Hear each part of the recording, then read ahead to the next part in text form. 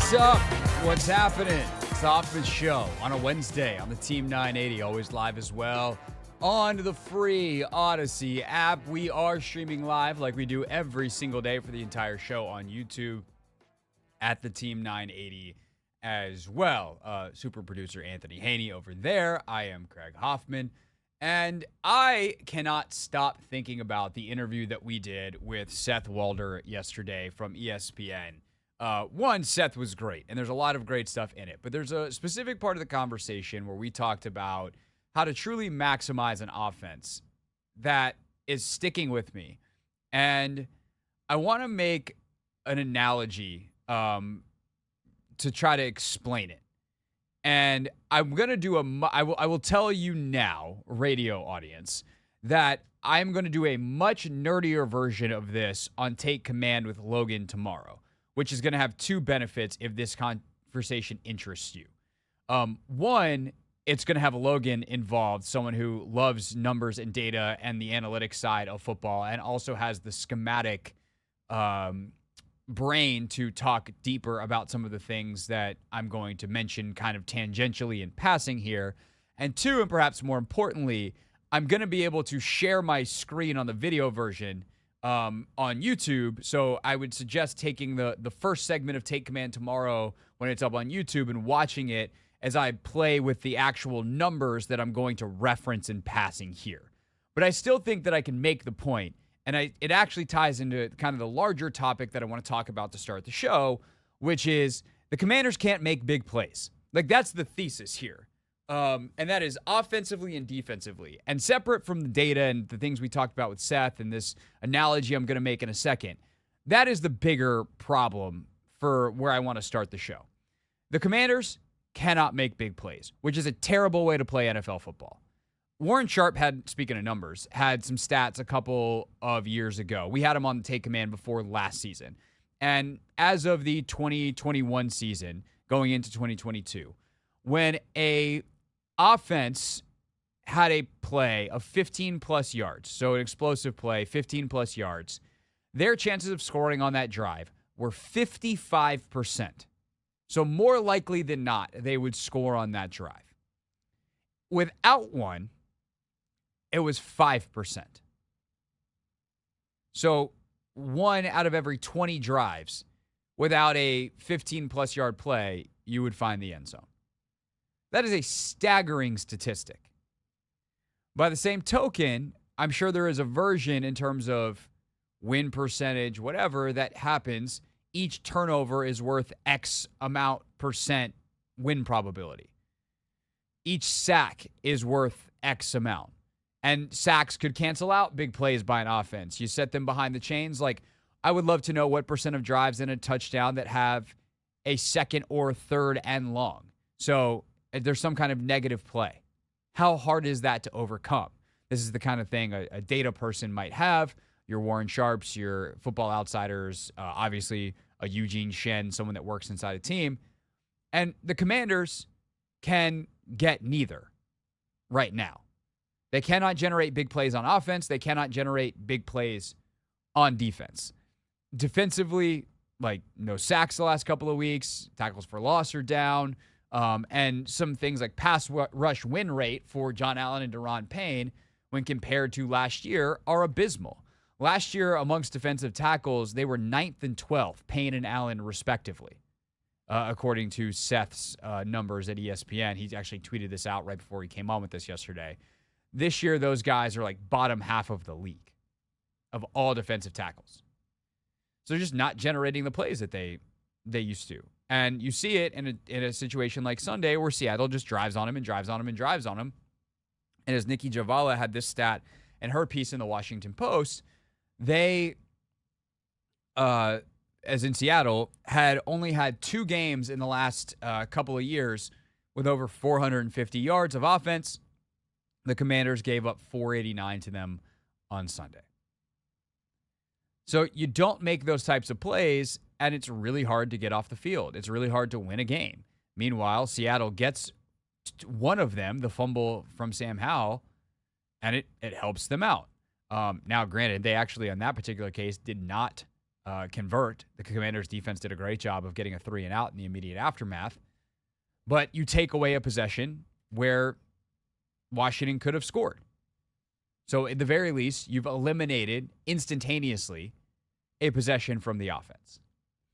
And what this goes back to with the conversation about Seth is the run-pass splits and the idea of EPA per play, which, again, I don't think it's actually, I think trying to explain this is a fool's errand, and I'm not going to try to go too deep into the numbers on the radio because nevertheless, I would lose all of you, and I would probably get lost myself, if I'm being honest, because, Anthony, how good are we at math on this show? Sometimes the math does not math, Craig, for us. No, most of the time it does not math for us. But, Anthony, see if you can follow along with me here. And I'm going to use a similar analogy to the one I used yesterday. I just think this one's a better version of it when we had Seth on. So if the idea is to be the best offensively, right? So the number we would be striving for is the best EPA per play, which could be thought of as like the EPA per play you get rushing times the percent that you run plus the EPA per play passing times the percent that you pass. That makes sense, right? We haven't lost anybody yet. See how efficient you are running. See how efficient you are passing. How often do you run? How often do you pass? Put that together in a formula. Voila. Right? So you got two things that we're trying to manipulate. They go into one big thing, and we're trying to get that. Right? So analogous is the formula for force. Right? Bang. Force. Force is mass times acceleration. This is like the one formula from physics that I know because it's very prevalent to my weightlifting life, right? But instead of using weightlifting, I'm going to use getting run over by a human being because I think it's more illustrative, right? I want you to imagine like a really skinny but fast, let's say 12-year-old, okay? Let's say they can run 10 miles an hour. If that 10-year-old runs into you at 10 miles an hour, it's probably not going to hurt that much because they don't have the mass, right? Force equals mass times acceleration. 10 miles an hour, not a lot of mass.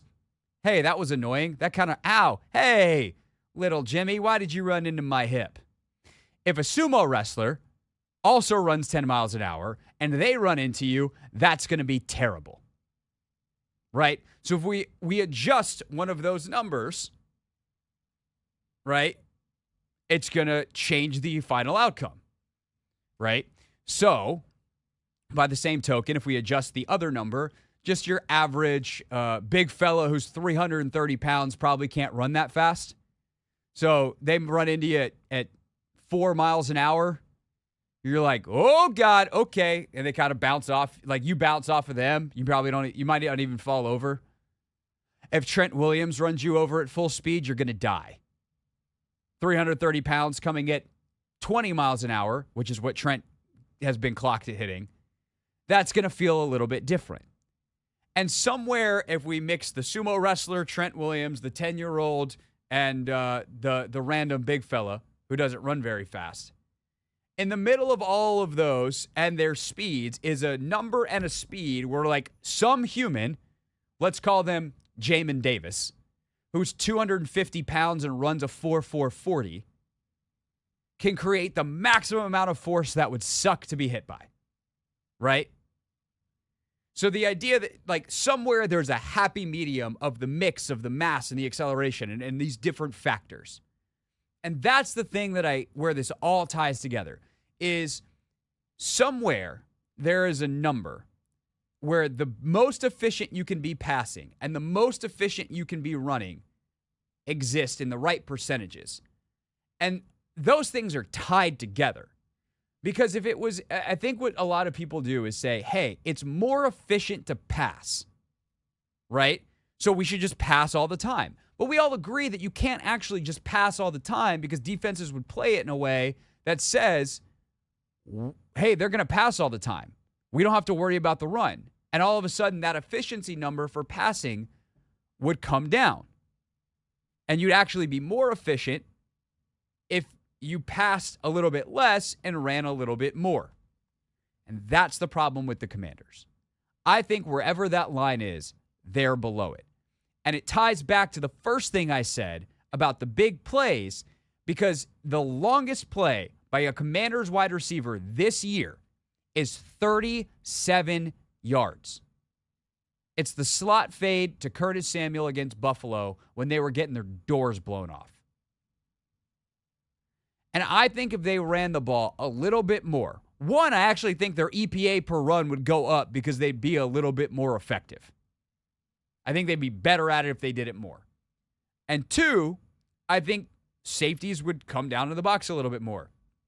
You'd see some different coverage structures. You'd see some different boxes. You'd see some different fronts. You'd see some things that allow you to take whatever loss it is you get by running more, to be even more explosive in the pass game and raise your efficiency and your ability to generate big plays that way. It's a hypothesis. It's impossible to know if I'm right. But what I do know now is that if you look at the efficiency numbers, instead of just going, Sam Howell's leading the league in passing, the Commanders are a bottom half offense. I think they're good in a lot of ways and getting better, and like there's some stuff to really like. But from an efficiency standpoint, the numbers are what they are.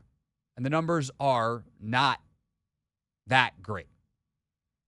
And with all this skill position talent and a quarterback we all kind of look at and go, it's doing some pretty good stuff, I think that should probably tell us something.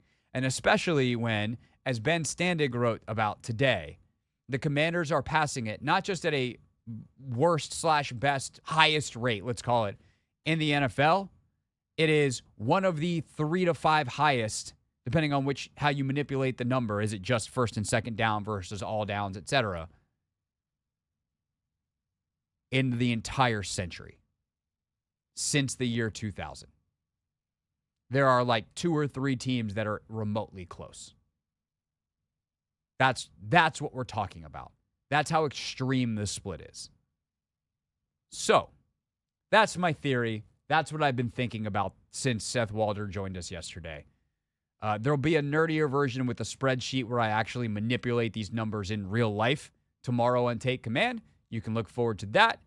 But in the meantime, Ron Rivera just spoke out in Ashburn. We'll take a peek at what he said. And also, Pete Carroll said something that has come to my attention about the very thing that I just talked about, and I will share it with you next.